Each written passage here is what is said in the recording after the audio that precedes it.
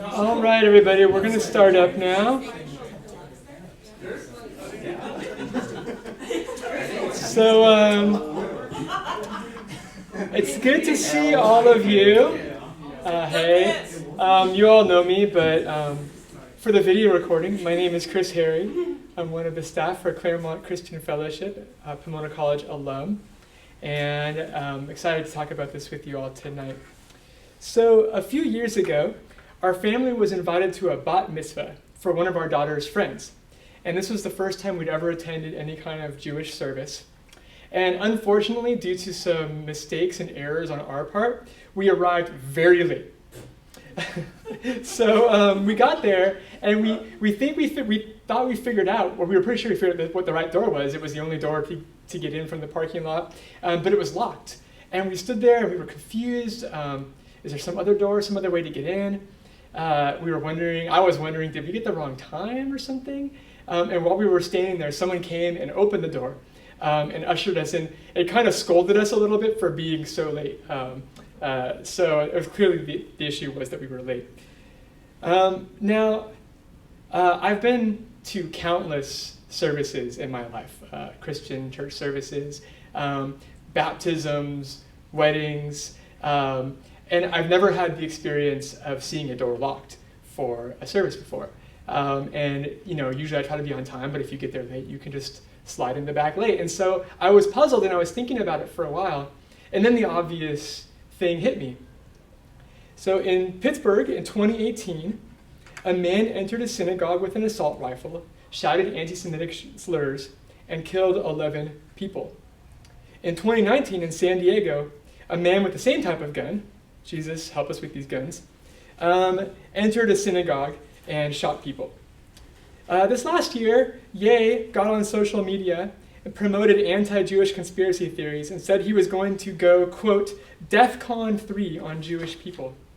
And later in an interview, after an interview with Tucker Carlson, a hate group hung a banner over the 405 freeway reading, Kanye is right, while members did the Nazi salute behind it.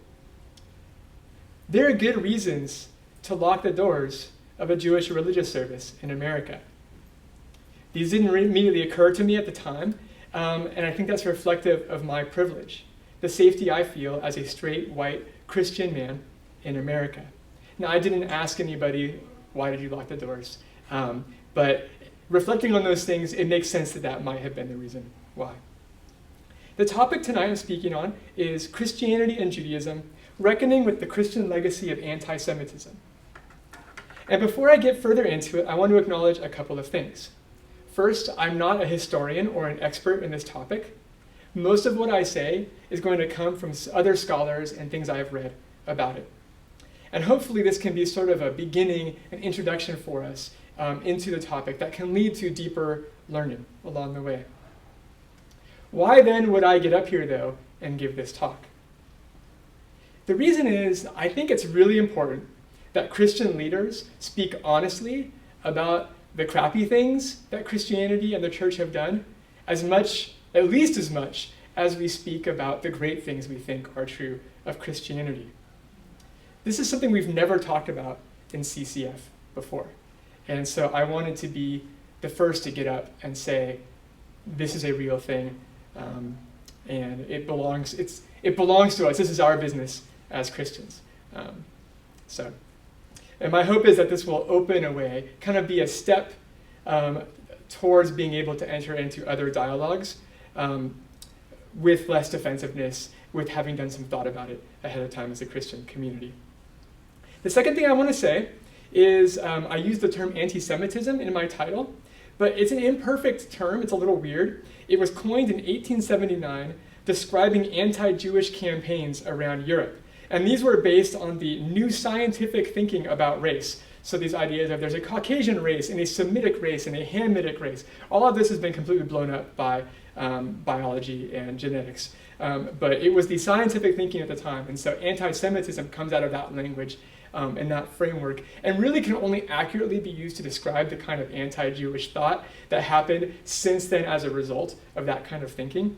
It doesn't really work before that. So it's a little messy. I might use it a little bit loosely in this message, but I wanted to at least get that out there. So I'm going to start with a brief historical overview of anti-Jewish thought and practice, so we can kind of get a sense of its breadth. And also because anti-Semitism thrives when people don't know its history. I've met students who know very little, or I met a student once and had a conversation with a student once who, when I brought up anti-Semitism, asked, "Oh, is that a thing?" So I know that it's just not, you can't assume that everyone has the same context for it. So it's hard to nail down when the first persecutions of Jewish people happened. But we can see anti-Jewish activity going back as far as the 2nd century BCE, when the Seleucid king Antiochus IV, who ruled the Eastern Mediterranean, launched a campaign of repression against the Jews and forbade them to practice their religion. Later, in the Roman Empire, Jews were often treated with suspicion and prejudice because they wouldn't participate in the civic worship of local gods. So in the Roman Empire, that's part of how all these different communities felt unity together was, well, you would all worship the same local gods together.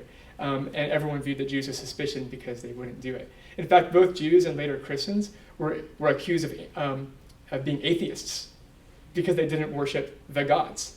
They just had their one particular god. When Christians came on the scene and grew in power in the Roman Empire, eventually being the most powerful religion, the suspicion that the pagans had toward Judaism changed to a more direct demonization of Judaism by the Christians in power. Now, these ideas continued through the Middle Ages, where Jews were segregated into communities and viewed as a harmful and dangerous element. Some of that was systemic, and so for example, in the Middle Ages, the church forbade Christians from loaning money to each other and charging interest on it. But there was still a need for people to borrow money. And so Jews were able to step in and fill that niche. And in fact, since Jews were forbidden from owning property during this time period, it was one of the few ways that they could actually make a lot of money. And so they stepped in and did that. They were serving a very necessary role in the society. Kings relied on them in their big building projects to make all kinds of things like cathedrals and all of that. Nonetheless, it resulted in Jewish moneylenders being seen as greedy lovers of money, a stereotype that continues all the way through to this day. So some of you may remember back in 2016, Trump reposted an image in his attacks on Hillary Clinton, intended to link her to corruption, but he actually just straight got this from a white supremacist site. And you'll see most corrupt candidate ever is in a Star of David. It's an anti-Semitic image. And there was an uproar, and he then reposted it by turning the Star of David into a circle. But these ideas are still with us. Incidentally, in the Middle Ages, Jews were also prohibited from marrying Christians, holding positions in government, or bearing witness against Christians in court. Around the 12th century and onward, a phenomenon began called blood libel. These accusations where Jews were accused of killing Christian children to consume their blood. It was often assumed that they were baking the blood into matzahs for Passover food. The first instance of this was in the 12th century when a child was found stabbed to death in the woods, and the local population attributed it to the Jewish community at the time. They were also blamed for the bubonic plague and poisoning wells. And this led to countless Jewish people being killed for these false accusations. So with this history of accusation and scapegoating, in Europe, it was no wonder that when Germany was in such dire straits after World War I, their economy was a wreck. Hitler was able to come in and go back to a very ancient scapegoat and say, it's the fault of the Jews. They're the reason the country is like this, and if only we could get rid of them, then the country would be better again. And that's kind of led into the Holocaust. What's interesting for those of us from an American perspective is these days we often think of Nazism and the Holocaust as a very European kind of thing, right? All of our movies, everything else, the Americans were the heroes, right, who went in and fought Nazi Germany and liberated the concentration camps. And there's truth to that. But the anti-Semitism was widespread in America, too, at that time. In fact, prominent people, including President Teddy Roosevelt, believed in the same Aryan mythology as the Nazis. Incidentally, Teddy Roosevelt's belief in the Aryan mythology completely shaped his policy in Asia. He came to this conclusion that the Japanese were the Aryans of Asia, and so he secretly supported Japan in its attacks on Korea, even though Korea was an ally of the U.S. But this is the Aryan mythology, the thing the Nazis believed that was shaping U.S. foreign policy. Henry Ford, who at the time was hugely celebrated as this industrialist who'd done so many things, read a book called The Protocols of the Elders of Zion and personally spread it to tons of people. It became very popular in the United States. This book was a Russian forgery created in 1903 that purported to be the notes of a secret meeting of powerful Jews planning to take over the world. And even though it was disproven by a British newspaper in the 1920s, it continued to be believed all around the world and led to the modern day conspiracy theories, or contributed to them, that there's a secret cabal of Jews, or Jews are secretly running things behind the scenes, which shows up in like some of Kanye's tweets last year. In the 1930s, there was a priest called Father Charles Coughlin, who had the most popular radio show in America. Father Charles Coughlin was a vicious anti-Semite and also anti-communist, and railed against Jews as the secret cause behind the communist revolution in Russia. How popular was Charles Coughlin and his program? Up to 30 million people at one point were listening to it, at a time when the American population was 126 million people. This one guy had a way more powerful reach than name any like propagandist you know right now on the media with a wide reach, and he tops them by a mile. All right, with this long history, it shouldn't surprise us that anti-Semitism is alive and well today. The Protocols of the Elders of Zion is still distributed and read as a true account by many people, and we keep seeing new anti-Jewish conspiracies getting created. So one conspiracy theory, which happened in, some of our lifetime, was the idea that Jews were behind the 9/11 attack. And the supposed evidence for this that is offered is that no Jews showed up today to work in those buildings on the day of the attack. And this has been proven false, but this conspiracy theory has spread around the world. You still hear people voice it all over the place in the world. Or even weirder things like, you guys catch that thing where Marjorie Taylor Greene said that the California wildfires were started not by global warming, but by lasers fired from satellites in space owned by the Rothschilds, who she frequently references in her anti-Semitic conspiracy theories. The fact that these conspiracies exist and get said tells us something about the broad stream and population of people who are ready to believe them, that these things are still alive and well in our society. So I hope it was worth the time for me to sort of fly through that kind of history. What's amazing to me is just how long it is. We're talking here about 21 centuries of vilification in anti-Jewish thought and behavior, at least. It's astounding. And I've already said a little bit about how Christians have been implicated in that process. But I want to look a little bit closer about how Christian beliefs specifically led to and encouraged anti-Jewish thought and anti-Semitism. So after the Holocaust, a lot of scholars began to look more closely. How did this happen? What are the roots of the kind of thinking that led to this horrific event? And one scholar named A. Roy Eckhart, he was a mid-20th century Methodist theologian and pastor who was deeply concerned about Jewish-Christian relations. He really got to thinking about this, and he decided that, and spoke and wrote that the responsibility of the Holocaust could be laid directly on the Bible itself, and that Christians needed to deal with the anti-Judaism of their foundational text if they were going to root out the kind of anti-Semitism that led to the Holocaust. So people looked, and they found things like this in the writings of Paul. Let me give this some context.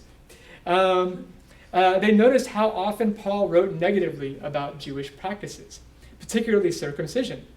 In one memorable passage, he warns his readers against people who are out there promoting circumcision, and he says this about them: "I wish those who unsettle you would castrate themselves," in Galatians 5:12.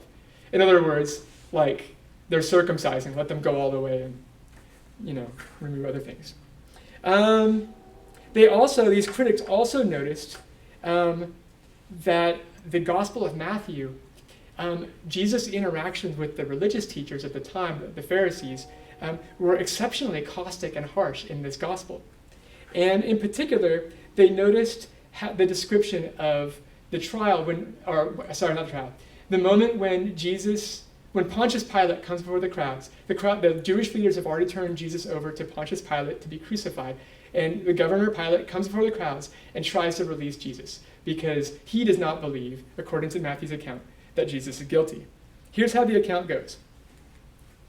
Now at the festival, the governor was accustomed to release a prisoner for the crowd, anyone whom they wanted.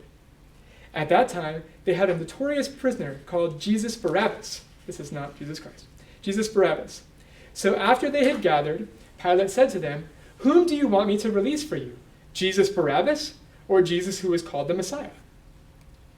Now the chief priests and the elders persuaded the crowds to ask for Barabbas and to have Jesus killed.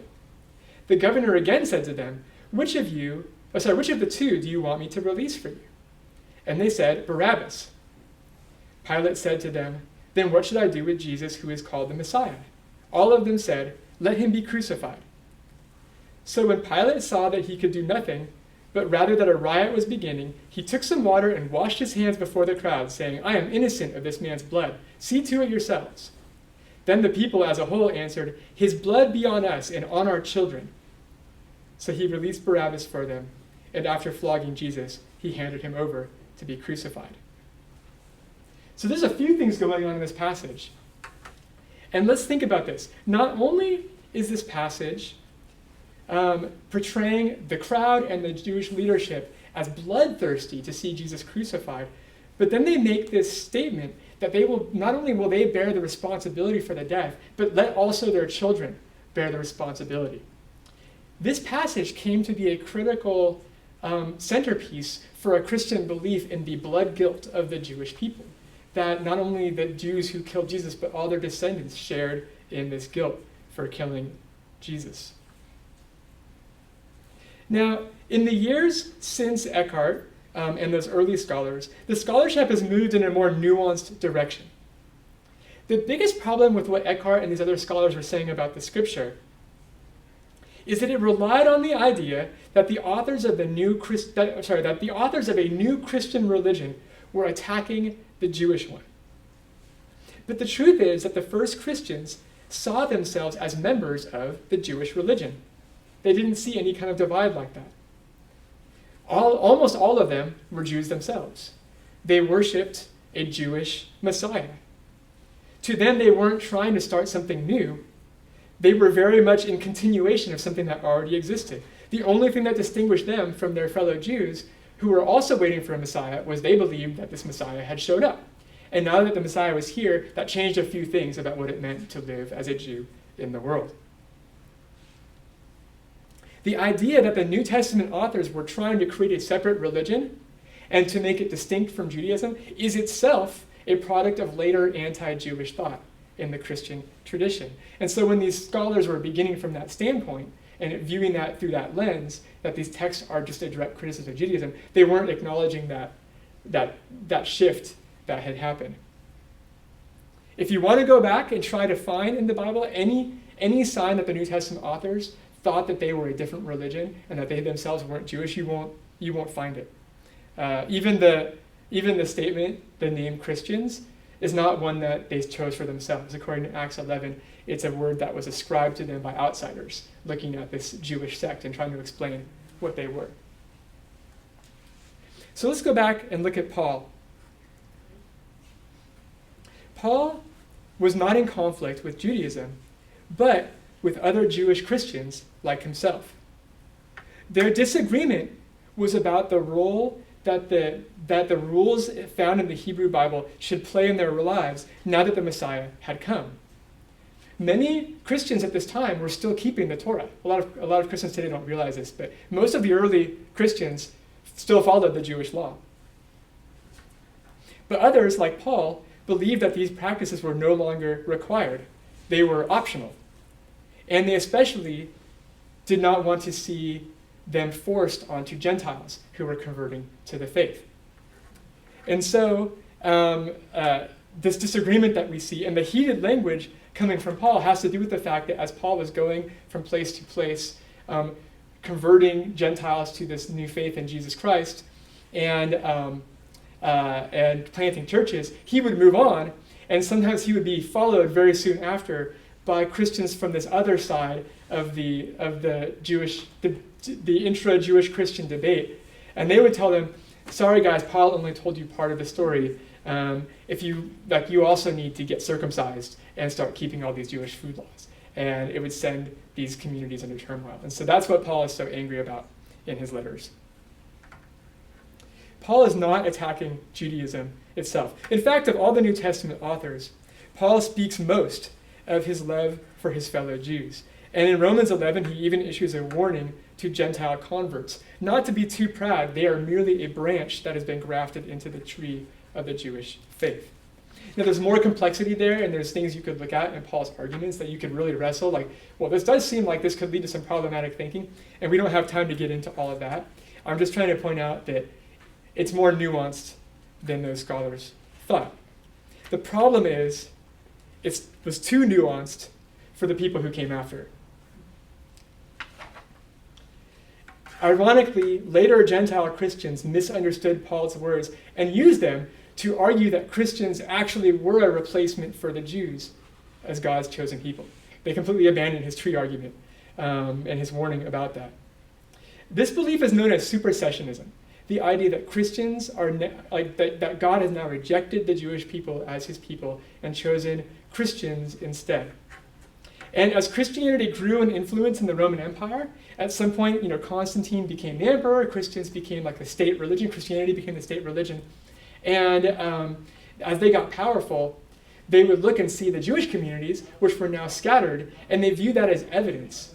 We have God's favor, but God is punishing the Jewish people for having rejected the Messiah. God has transferred his blessing from them to us. And this belief made it very easy to then persecute Jewish people, because after all, God's judgment is on them, so why shouldn't we also treat them badly? Now, supersessionism is alive and well today. Maybe not necessarily that particular belief that it justifies harming Jewish people, but people will still articulate that basic theology, that theology of replacement. For most of us, it has had a more subtle influence. For example, for most Christians, there is no sense of continuity or connection with the Jewish faith at all. There's an intellectual awareness of, oh yeah, that's the prehistory, essentially, of Christianity. You might read your Jewish Bible as like to find out what happened in the before times, before like the important stuff happened in some way. But that's kind of how Christians think of it. In fact, the label Old Testament kind of implies that, right? This is the Old Testament. It's no longer valid in some way. And it's really striking when you consider how the first Christians saw themselves as Jewish, and today how most Christians see themselves as completely disconnected. I wonder sometimes how much this has affected the lack of, for so many Christians, of dialogue or interaction cross-faith community between Jewish folks and Christian communities. Now, to be fair, there's certain levels of Christian scholarship and seminaries and stuff where there actually is, there's a lot of great work happening where professors and scholars will learn from each other. And so that's really great, but for most Christians, there's still a strong sense of division. Another misreading of Paul may hit a lot closer to home for those of us who come from Protestant traditions. So, let's see. I forgot to be updating my slides. Okay. So in the 16th century, the Protestant reformer Martin Luther argued that salvation comes by faith and not by works, right? See, we all got this drilled into us, right? Salvation is by faith and not by works. Now, Luther was involved in a very important reform protest within the church at that time. The church had become highly legalistic in its understanding of faith and the good things you had to do to sort of qualify to get into heaven quickly and not spend thousands of years in purgatory on your way to heaven. It was a very complex set of beliefs. And you could pay money to the church to have some of your sins taken away. It was a hot mess. And Luther comes into this and says, this is wrong. He had done some reading in Paul, and he said, look, salvation comes through faith in Jesus, and we need to do this thing differently. So, all very well and good that Martin Luther said these things. The problem is that he used Judaism as the foil for his message about salvation.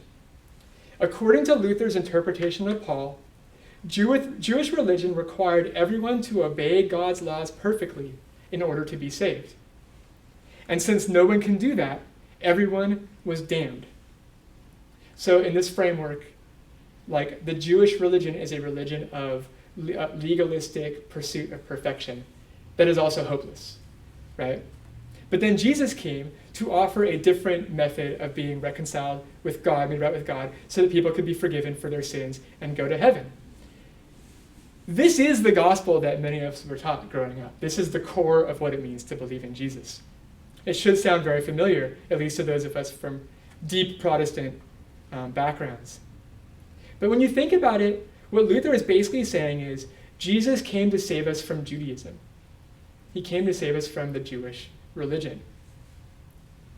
Now, there's two things you should know about Luther in this area. The first is that he was profoundly anti-Semitic.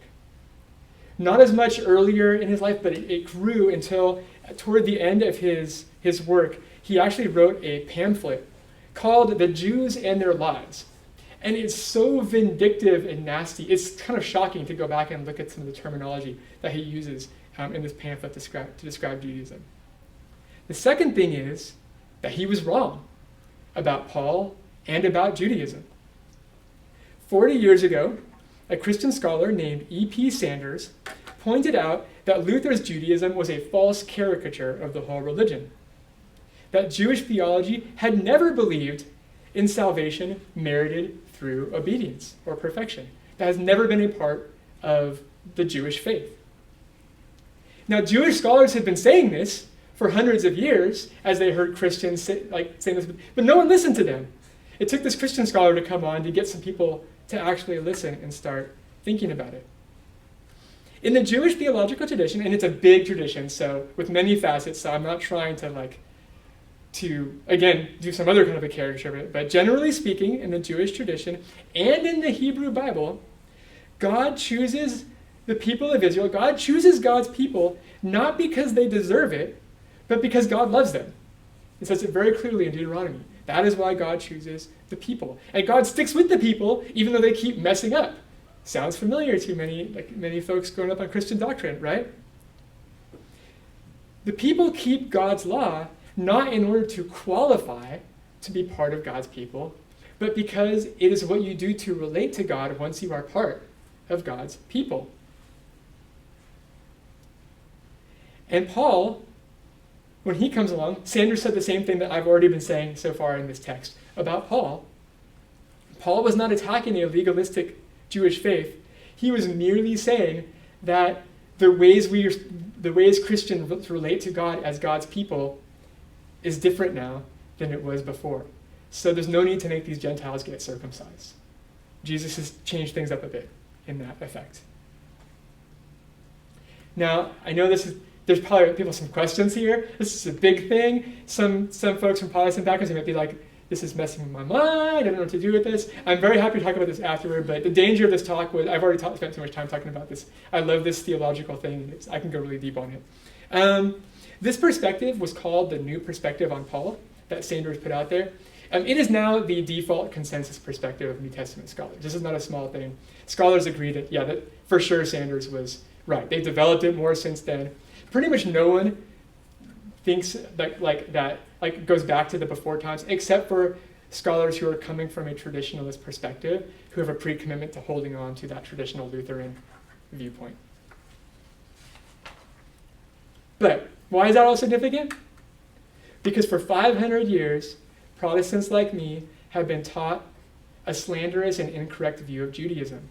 That it is that Jews are legalistic in their faith, and that it's opposed to the gospel of Jesus. All right, I'm going to move on. I could keep going, but I want to talk briefly about Matthew, because it's so important in historical anti-Jewish thought. So this is the text where the Jewish crowds at Jesus' arrest demand that the governor execute Jesus and say that his blood be on us and on our children. Now here again, is this an anti-Jewish text? It sure sounds like one. Once again, we need to remember that the writer of this text was Jewish, speaking to a community of Jewish Christians who saw themselves as a continuation in Judaism. In fact, the Gospel of Matthew is probably the most Jewish gospel, written to the most Jewish Christian of the Christian audiences that the Gospels were written to. This is probably a community on the let's keep keeping the law side of that debate that Paul was having. These Jewish Christians were likely still participating in the synagogues and in the Jewish community for a long time. And after the Jewish temple was destroyed in the Jewish revolt against Rome in AD 70, the synagogues became the place where everyone was trying to relate to God together. And it seems like during that period, some tensions came out between the Jewish Christians and the other Jews who were present. It seems likely, a lot of scholars believe, that they were having an increasingly bitter conflict with the local leaders who did not agree with their movement, many of whom would have been from the Pharisee perspective, and that may explain why the Gospel of Matthew gets so fierce in Jesus' interactions with the Pharisees, because the writer is writing to a group of people who they're experiencing those debates in a fierce way, and I guess thought it would be helpful to see Jesus is on your side in these debates. Something to that effect. We're having to kind of piece this in. It's like it's a mirror reading of the text. But this is the direction a lot of scholars have gone. And this may be why Matthew is the only gospel that has the crowds say this line. That somehow Matthew is trying to connect the people who wanted the death of Jesus with the people who are currently in conflict with the Christians in this community and making life hard for them. It still is kind of shockingly bitter. I feel like I'm sort of watching an ugly argument that I'm not part of. I don't know what to do with Matthew when it gets to some passages like this. I just kind of I'm still struggling with God or what to do with the Gospel of Matthew in certain places. Other parts it's just beautiful, but in some places I don't know what to do. But one thing I think we can say fairly is that however we read this language, you can easily see how it can be used very quickly to justify persecution against Jewish people, which is what it came to be used, especially once Gentile Christians became the dominant part of the church. This contributed to Jews being branded as Christ killers. And it might explain how Christians in the Middle Ages could believe that whole blood libel, those blood libel things, right? This idea that Jewish people wanted the blood of Christians at the time of Passover when Jesus was crucified might come directly from this passage. So, in summary with these, while I don't personally think that generally we can look at Scripture and say this is the cause of anti-Semitism, it is very easy to see how anti-Jewish Gentile Christians quickly took it that way. And then we lead right into the history that I gave you all earlier. As I move towards wrapping up, I want to end on a more proactive note with a couple of steps that I think Christians can take to begin moving towards healing and change in response to this. The first is to become educated and aware. Many people traffic in anti-Semitic stereotypes without even realizing it. They promote tropes about Jews as greedy, power-seeking, or controlling behind the scenes. That describes basically Ye's posts from last year in social media.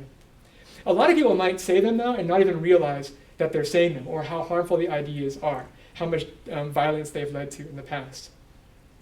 We have to be aware enough that we recognize when they're being used and we can speak out against them when we hear them. This is especially important in contexts like ours where people who care a lot about justice are genuinely, and I think rightly, worried about actions of the state, the government of Israel in relation to Palestinian populations, and there's a lot of concern over oppression and violence toward Palestinians. Valid, and something that needs to be spoken into and addressed. But it can go very easily from that into othering and vilifying Jews as a people, which is the 21st century history of persecuting Jews. And this is an area where it's really helpful to have people understanding that history and willing to speak up and say, that is not okay. We're not saying that for these reasons. This is complicated. Let's focus on this. It's also really important that we listen to the voices of our Jewish peers, colleagues, and the many resources made available to us. So much of the history of anti-Semitism involves viewing Jews as other. And we've just begun testing the waters with having some dialogue or interfaith event with students from the Jewish chaplaincy. And so I don't know where that's going to go. We definitely don't want to be like, hey, come be our Jewish friends, like we're trying to make up for, like that's like the wrong thing, right? But I think there's some interest in having dialogue within that community. And so we're going to explore where that goes. But if we do that, please, CCFers, show up at whatever event happens. So it's not like me and like 4 students, right?